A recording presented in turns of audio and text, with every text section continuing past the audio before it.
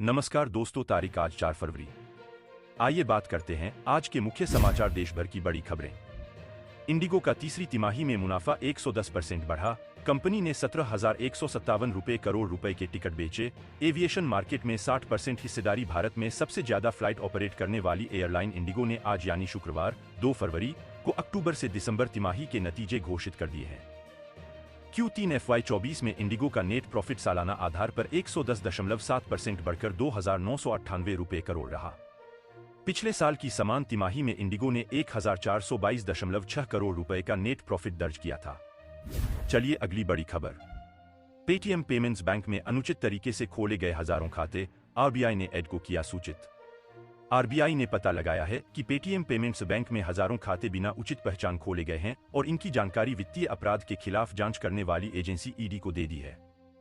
सूत्रों का कहना है कि आरबीआई इस बात को लेकर चिंतित है कि इनमें से कुछ खातों का इस्तेमाल मनी लॉन्ड्रिंग के लिए किया जा सकता है। इस संबंध आरबीआई ने ईडी को भी जानकारी भेज दी है। चलिए अगली बड़ी खबर। साल की तीसरी तिमाही में 35% घट गया एसबीआई का नेट प्रॉफिट। यहां जानें डिटेल। एसबीआई समूह का नेट प्रॉफिट 29% घटकर 11,064 करोड़ रुपए रह गया, जो एक साल पहले समान तिमाही में 15,477 करोड़ रुपए था। बता दें कि पिछले वित्त वर्ष की पहली तिमाही में 1,27219 करोड़ रुपए की तुलना में कुल आय बढ़कर 1,53072 करोड़ रुपए हो गई। बैंक ने SBI pension funds private limited में SBI capital markets limited (SBI CAPS) की पूरी 20% हिस्सेदारी का अधिग्रहण कर लिया। चलिए अगली बड़ी खबर। क्या 29 फरवरी के बाद बंद हो जाएगा पेटीएम, यूपीआई, फास्टैग, वॉलेट? कुछ भी नहीं चलेगा। 10 सवाल जवाब में समझें पूरा मामला। आरबीआई ने जो रोक लगाई है वो पेटीएम पेमेंट बैंक पर लगाई है।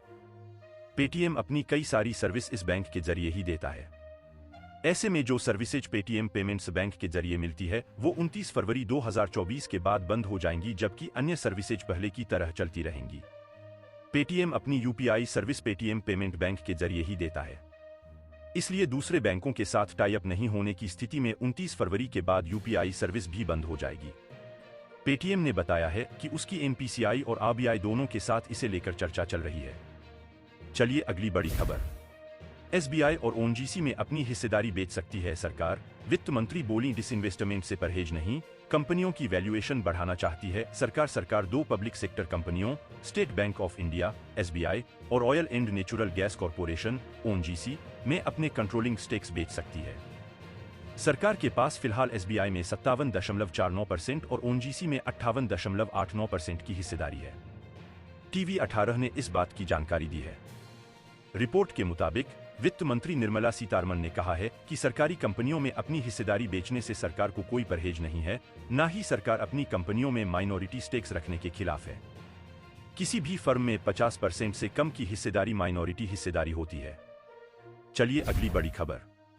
बजट में किसानों के लिए बड़े ऐलान नहीं, एमएसपी का दायरा और सम्मान निधि की रकम नहीं बढ़ी, डेयरी पर रहेगा फोकस। लोकसभा चुनाव में उतरने से पहले मोदी सरकार ने अंतरिम बजट में किसानों के लिए कुछ खास ऐलान नहीं किए हैं। वित्त मंत्री निर्मला सीतारमण ने कहा कि फसलों पर नैनो डीएपी का इस्तेमाल होगा। इसके अलावा डेयरी विकास के क्षेत्र में अच्छा काम होगा और दुग्ध किसानों को बढ़ावा दिया जाएगा। वहीं हरित विकास को बढ़ावा देने के लिए जैव निर्माण और बायोफाउंड्री की नई योजना की शुरुआत होगी। चलिए अगली बड़ी खबर। 2 करोड़ नए घर बनाए जाएंगे, आशा वर्कर को आयुष्मान भारत योजना के दायरे में लाया जाएगा। 3 करोड़ महिला बनेंगी लखपति दीदी। सरकारी योजनाओं को लेकर बहुत बड़ी घोषणा अंतरिम बजट में नहीं की गई। वित्त मंत्री निर्मला सीतारमण ने कहा कि प्रधानमंत्री आवास योजना के तहत अब तक 3 करोड़ घर बनाए जा चुके हैं। इस बार 2 करोड़ नए घर बनाने का लक्ष्य रखा गया है। ऐसा ही वीडियो देखने के लिए चैनल को सब्सक्राइब करें, लाइक करें, कमेंट